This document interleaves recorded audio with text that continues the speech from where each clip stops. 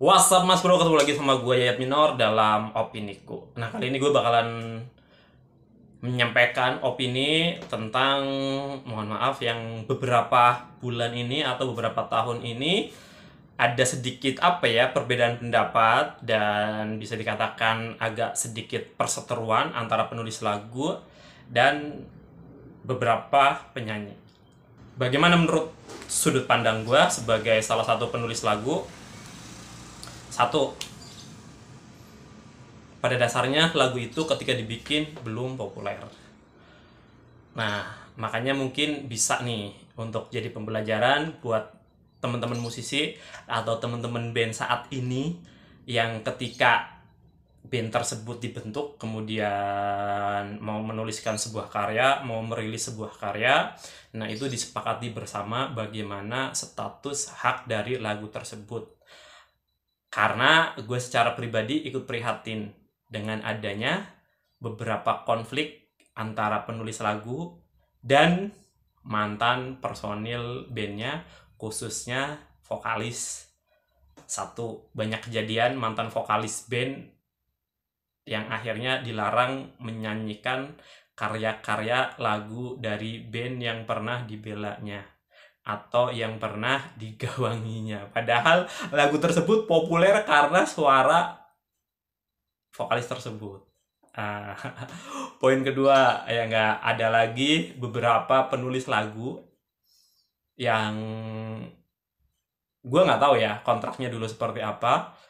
Setelah saat ini lagunya sudah populer, terjadi konflik dengan penyanyinya. Yang terakhir tentunya sama-sama penulis lagu, perbedaan pendapat, yang satu mengizinkan, yang satu tidak mengizinkan untuk di cover atau dinyanyikan secara bebas. Nah, jalan tengahnya menurut gue seperti apa?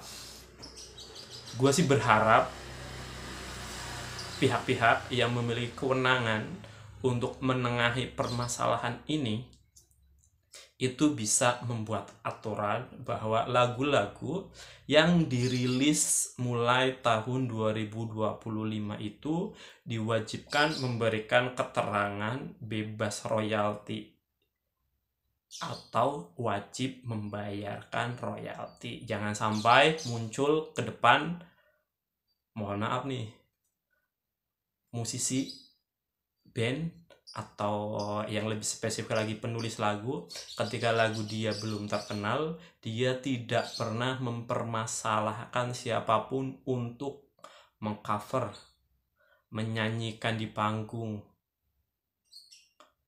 baik pensi, baik kafe, atau bahkan panggung profesional. Tetapi giliran lagu tersebut sudah viral, lagu tersebut sudah terkenal, baru penulis lagu tersebut mempermasalahkan pihak-pihak atau penyanyi-penyanyi yang akan membawakan secara komersil. Sorry ya, gue sebagai salah satu penulis lagu melihatnya itu adalah sesuatu yang tidak fair. Meskipun kembali lagi ya, nggak setiap orang punya sudut pandangnya masing-masing. Makanya perlu adanya jalan tengah dari pihak-pihak yang memiliki kewenangan. Nah, kalau lu sendiri gimana ya? Nah, kalau gua secara pribadi untuk lagu-lagu gua, Bayar Hutang, Garudaku, Sang Juara, Maafkanlah Cinta, dan Dirimu Begitu Indah, atau lagu-lagu yang dirilis sebelum bulan Januari 2025, silahkan di cover, dinyanyikan, dikomersilkan offline tanpa harus minta izin dan memberikan royalti apapun kepada gua sebagai penulis lagunya.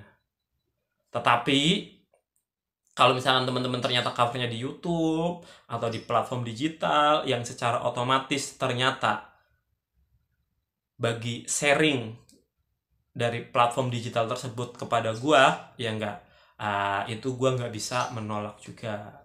Tetapi insya Allah sebagian dari pendapatan seluruh lagu-lagu karya Yayat Minor Peter Pan akan kita sisihkan untuk kegiatan sosial, khususnya dunia pendidikan dan dunia ilmu pengetahuan. Jadi mudah-mudahan setelah hari ini atau mungkin setelah tahun 2025 ini, mudah-mudahan nanti ada titik tengahnya. Karena mohon maaf nih buat penulis-penulis lagu yang mungkin saat ini keberatan lagu-lagunya dinyanyikan oleh penyanyi lain atau dinyanyikan oleh penyanyi aslinya, atau tidak keberatan tetapi mewajibkan membuat izin secara pribadi, hanya sekedar sharing bahwa lagu-lagu yang kita tulis sebagai penulis lagu itu tidak akan besar tanpa ada dukungan dari orang lain yang ikut menyanyikan dan ikut mempublikasikan karya-karya kita. Mudah-mudahan video ini bermanfaat dan mudah-mudahan video ini juga bisa menjadi inspirasi bagi pihak-pihak yang memiliki kewenangan untuk menengahi permasalahan atau perbedaan pendapat yang ada saat ini.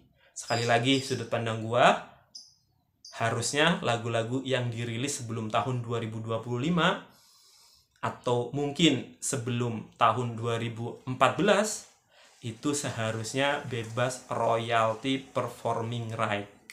Tetapi lagu-lagu yang sudah dirilis tahun 2014 ke sini, nah silahkan itu dibuat ketentuannya. Kalau misalkan ada aturan yang mewajibkan membayar performing right, atau mungkin ada penulis lagu yang mau membebaskan, mudah-mudahan pihak-pihak terkait itu bisa menjembatani. Misal dibuatkan platform digital, website, dan lain-lain yang bisa memberikan keterangan lagu-lagu mana aja yang akan dibebaskan dari royalti performing rights.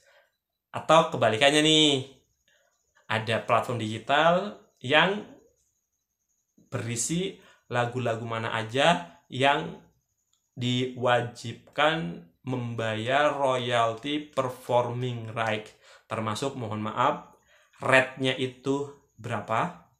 Karena kemarin kan kalau dilihat dari senior-senior yang pada ribut di media sosial itu kan tidak ada angka pastinya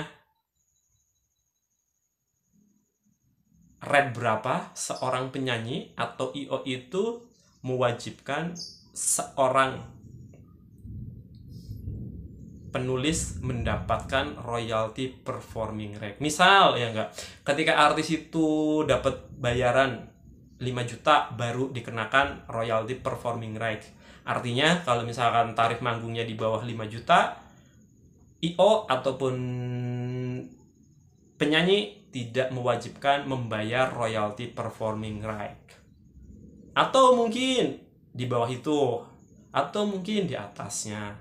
Karena kemarin sempet gue ngelihat itu di salah satu video, untuk musisi-musisi kafe itu tidak diwajibkan untuk membayar royalti performing right. Sedangkan kadang-kadang musisi kafe itu dia mengisi di kafe itu dibayar. Nah, makanya penting nih, apakah ada rate khusus seorang penyanyi atau musisi itu atau IO itu diwajibkan membayar royalti performing right, rate-nya berapa. Ketika artis itu dibayar 5 juta, jadi kalau di bawah 5 juta tidak wajib membayar royalti performing right. Tapi begitu bayarannya sudah 5 juta ke atas, wajib membayar royalti performing right. Atau seperti apa. Kurang lebih seperti itu sudut pandang gua tentang perbedaan pendapat antara beberapa penulis lagu dan antara beberapa penulis lagu versus penyanyi.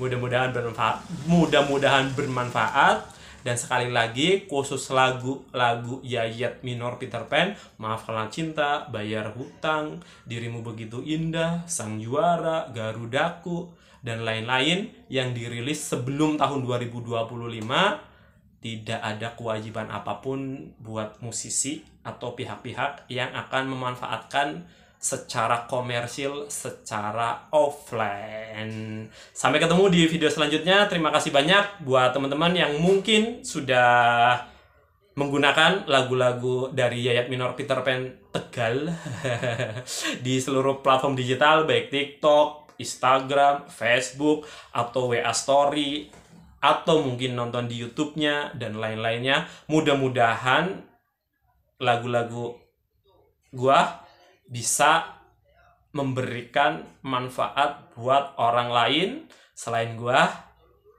dan mudah-mudahan lagu-lagu gua bisa menginspirasi orang-orang yang mungkin canggung mau menulis lagu, yang mungkin masih canggung untuk membuat karya, menjadi lebih percaya diri.